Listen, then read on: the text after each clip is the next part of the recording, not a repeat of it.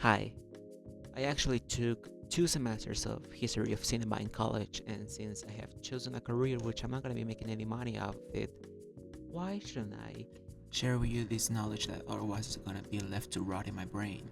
Okay, so since the dawn of the humankind, we have always been obsessed with pictures. You know how there are those caves that have some drawings in them made with blood and other stuff? Well, yeah, that means we have always wanted to tell stories with pictures. Well, for a lot of thousands and thousands of years, we have always been lacking something: the ability to make those pictures move. Eventually, we found a way to make those pictures move.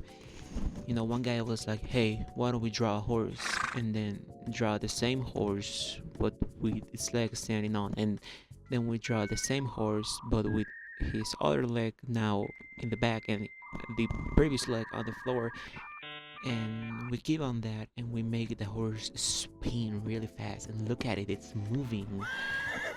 And that's how it went for some centuries. There were these Chinese candles that used to move, and all of these, optic theaters that had moving pictures on them. Then came this guy, which I don't remember his name because he's a French guy. Spoiler alert.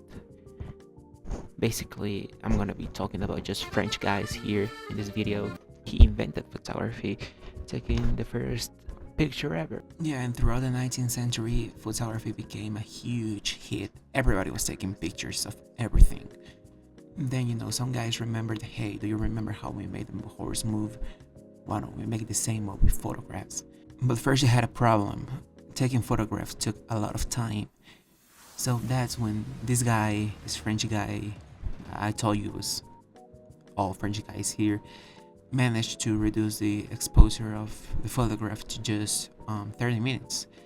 And that kept on going and going and going till, you ended up with photographs that were just 1/4 of a second or even less. And then came the photographic rifle, which managed to take photographs in 1/720 of a second, which this was huge because it not only could take photos that fast, but this rifle, instead of shooting bullets, will shoot pictures on a rampage. And that meant once you develop them, you could see through the reel, and what you just shot would look like it was moving. So we are getting closer to something here. But it wasn't until the guy, and who is the guy? Well, Edison is the guy. He invented perforated photographic reels, which meant now you could move them along much quicker and much more efficient. And along with his invention, he made this thing called the kinetoscope, which was a machine designed for you to see these fast moving pictures. But yeah, his invention was a total flaw, but it was a great scientific discovery.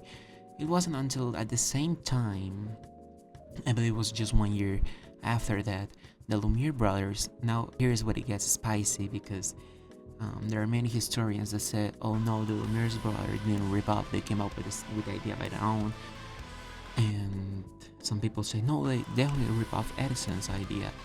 Well, what I believe is that, yeah, they really rip off Edison's idea of the perforated reels and making something that you could watch movies with, moving pictures. And yeah, well, who were the Lumieres? To start, there were some Nepo babies, son of a big photographic industry man, and they had the whole infrastructure to develop different types of photography material. And one of the inventions they produced at the factory was called the cinematographer. Basically, the Lumiere brothers made this device that would allow you to record, project, and also make copies of it. So it was like a 3-in-1 kit. So they went on and started filming this crazy stuff, which was really mundane.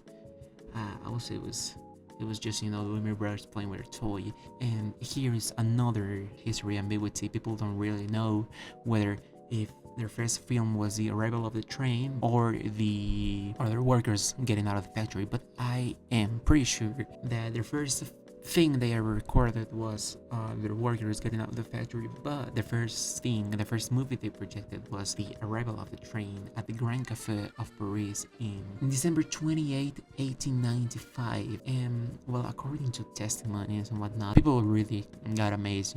People say that they thought the train was gonna get out of the screen and run over them. It was something new at the time. And the Lumiere brothers, apparently their machine was really cheap to make, so they made a bunch and started shipping everywhere so they could record around the world, in Egypt, for example, and project them at the Grand Café of Paris. And during one of these projections, there was this guy, a magician called Georges Méliès. And who was Georges Méliès, you may ask? He was the first one that actually really saw a future into this invention. So he went to the back where the Lumiere brothers were and he asked them for a machine. And the Lumiere brothers said, "Get the fuck out of here, Georgie." Well, no, they didn't say that to him, but they said to him, "Hey, we are not gonna sell you our machine because it's gonna be the ruin for you." Yeah, they literally said that to Georgie. This is just a scientific curiosity. It's not gonna have any future, But Méliès, he was a magician. He saw that this thing was basically magic. And he said, "Yeah, okay, you know what, I understand, okay?" So he got out and he flew to, well, he didn't flew, there were not planes at the time. He took a ship to London and asked some guys, apparently London was like the center of piracy and rip-offs of the time. And he asked some guys, "Hey, can you make a rip-off version of this machine with the instructions that he gave them?" And apparently Lumiere's brother machine was so easy to make that they actually managed to make a rip-off version for Georgie. And one day he was, recording all of his stuff in a local plaza in London. Or I don't know if it was London or Paris, but he was playing with his new toy. And the handle got stuck because it was a rip-off version. And, he fixed it and then he kept on rolling. And once he developed it and projected it, he realized that, hey, this carriage that is going by, the moment the handle is stuck, and now the carriage is gone. So the carriage is coming by and it's no longer there. Now that was the key, that was what the magician was looking for, basically making magic, Oh, the carriage disappeared. So yeah, he made a huge ass studio in France, which was basically hollow on the roof, so all of the light could get in, because those machines needed a lot of light to work. And he started recording a lot of things, like this guy that his head will get inflated, or this guy that will hang his head onto hangers. He had something with heads. And his masterpiece came with a trip to the moon. Many people call that like the first movie ever or something like that. It's not. I will say it's the first sci-fi film ever. It was really crazy, I mean, you're looking at it right now. Look at that moon. It's suffering because a rocket ship has landed on him. Yeah, that movie was crazy. Méliès was making crazy stuff, but Méliès had two problems. First, he saw the movies. And you may ask yourself, what is wrong with that? Well, he sold the movies, not like copies of the movies, not he didn't distribute them, no, he sold them. Like the whole reel he had, he'll sell them.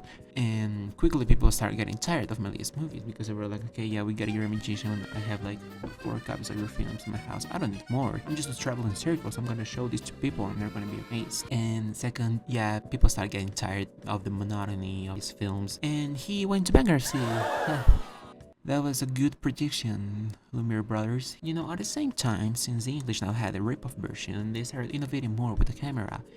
The Brighton School actually started to shots. You have this girl here with a cat. Why don't we make a close-up to the cat? Well, yeah, the invention spread everywhere, and they got to the United States where this guy named Porter, started innovating with parallel montage and, different shots. And yeah, in the United States, they started making their stuff in Europe also, but the United States had a big problem. And who was their problem?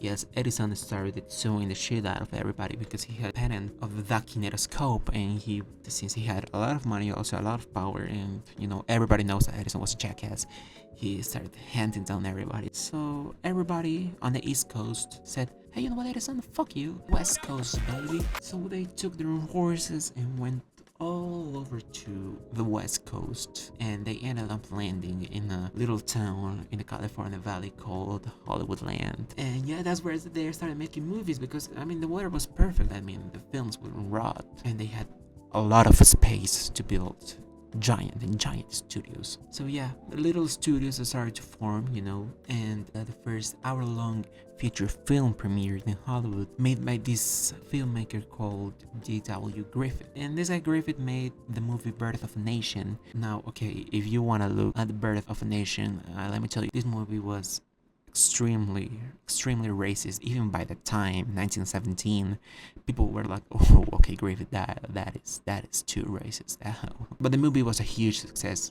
That meant people were willing to go to a movie theater and sit for hours and hours and hours. Movie industry started to grow everywhere around the world. You had in Germany, for example, the German Expressionism or the French Impressionism. Back in France again. Why is everything about France in this video? So yeah, now you know how we got movies. Subscribe to see more content like this. Leave a like, I don't know, do your YouTube stuff, and see you next video.